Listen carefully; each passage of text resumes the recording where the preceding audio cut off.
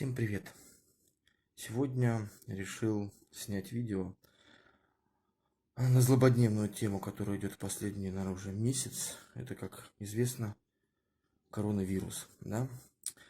И сегодня мы коснемся такой темы, как самому изготовить повязку из бинта. То есть все уже, наверное, столкнулись, что одноразовых повязок практически нет нигде, в интернете немеренные цены, на складе, говорят, нету. В общем, проблема с этими повязками. Некоторые даже покупают в строительных магазинах маски, респираторы покупают, ходят, видел уже. Но что я хочу сегодня видео рассказать, как самому изготовить повязку из бинта. Ну, кто старшее поколение знает, у нас в свое время были уроки начальной военной подготовки, где мы шили ватно-мертвые повязки. Но мы в сегодняшнем видео сделаем повязку без марли, из бинта. Скажу вам сразу, что бинт, если слоев количество бинта 20 и выше, да, от 20 до 30, он очень хорошо препятствует проникновению, во-первых, вирусов, бактерий, во-вторых, через бинт очень легче гораздо дышится, чем от дешевых, скажем, не вот таких. Это запас у меня там был, давно куплен. А сейчас выпускают маски, которые вообще там чуть ли не синтетика, и с них очень тяжело дышится. Тем более, если мы сделаем из бинта, это получится маска многоразовая. То есть возьмете, сделаете, например, 10 масок. Да? Как известно, маску надо менять через 2 часа. Вам 5 масок хватит на один день. Вечером пришли, положили в стирку. Единственное, что добавляете что-нибудь хлоросодержащее. Ну, чаще всего можно белизну делать. Постирали, поставили сушиться, а на утро взяли 5 других. То есть вам 10 масок хватит на одного человека вполне за глаза на срок. Да? Тем более при стирке из бинта маски, бинт немножко начинает распушаться и лучше фильтрует. Так, что нам нужно, да? Ну, во-первых, нам нужен бинт. Вот такой вот у меня бинт, да, 7 метров до 14 сантиметров. Ширина даже выше, да, видим, как он. Даже выше, чем стандартные маски. То есть будет закрывать и нос, и за подбородок заходить. Даже будет лучше, скажем, по ширине. А по длине у него 7 метров.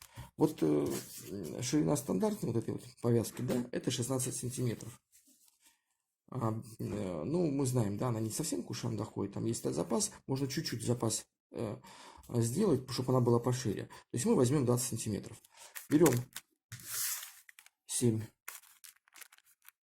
метров, да, делим на 20. У нас получится 35 слоев, что и надо. То есть мы берем бинт, сейчас отмерим по 20 сантиметров и просто сложим. Сейчас покажу как. Вот берем бинт, ну, это обычный стандартный медицинский бинт, стерильный. Сейчас он еще есть, даже в торговых центрах есть. Отмеряем 20 сантиметров, ну, можем чуть побольше. Это уж сами смотрите. И дальше берем, ну, как бумагу. То есть этот ряд сюда, обратно. И получается, вот так вот у нас получится больше, почти 30 слоев. Потом мы сделаем, возьмем, прошьем. Можно даже руками, не обязательно машинкой. Ну, то машинка там проще будет. По краям сошьем эти ряды. Ну, можете еще вот так пройтись.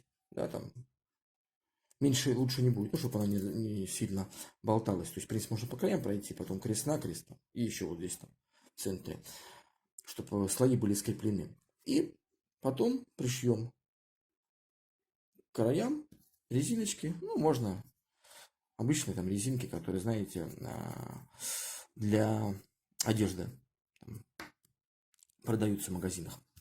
Так, сейчас будем складывать. Так, ну вот, разложили мы весь бинт. Я даже немножко чуть больше с запасом сделал, получилось. Там 20, почти 24 сантиметра, то есть у меня получилось ровно 30 слоев. Видите, она получилась, да, если сравнить с этой маской, да, то есть она с запасом, она и на нос, и на подбородок заденет. Честно говоря, дышится, даже уже приложил, попробовал, дышится легко. Ну, понятно, что тепло, да, от пара, но от этой маски тоже, кто носил, знает, да, у нее долго тоже не подышишь. Дышится с нее легко. И защита, как мы видим, большая. Сейчас что мы сделаем? Сейчас пройдемся вот так вот к краям. Ну, у меня машинка, да, швейная, кто-то может рукой сделать. Чуть-чуть здесь сделаем напуск, чтобы так вот пойти, потому что мы здесь будем вставлять резинки. Чтобы не натирали, они должны будут зайти между этими, ну, надрезик сделаем, между слоев так заведем, просто чтобы шов вот этот не разбивать, вот так вот, раз резинку сделаем, вот так она будет идти. Одна и вторая. Значит, сейчас пройдемся по краям, потом сделаем крест-накрест и еще крестиком вот так, ну, чтобы слои скрепились. Так, ну вот, я прошил, ну, я на машинке, говорю, шил по краям. Прошил, оставил место, чтобы так вот. Можно, конечно, так оставить, можете прошить и будете так носить, да, но это не совсем красиво. Поэтому сейчас вывернем, как должно быть, чтобы эти швы были внутри. Так, ну вот, вывернули, да. Ну, получился конечек, сейчас так завернем. Здесь прошьем снаружи, здесь не будет видно. Вот так она выглядит, видите. Потом возьмем сейчас резиночки, ну, обычные надежные резиночки для одежды.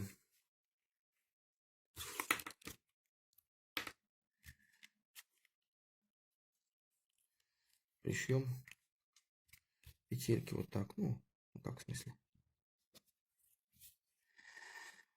И будет у нас масочка. Сейчас прошиваем здесь и дальше пришиваем резинки. Так, вот.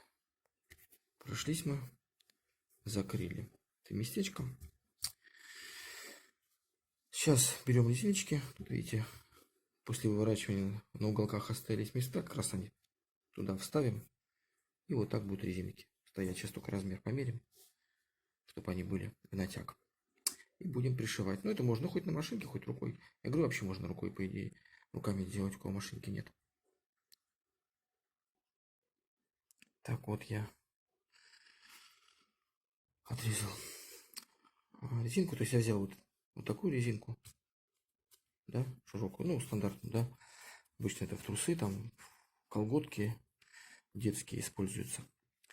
Она толстая, соответственно, я ее разрезал пополам.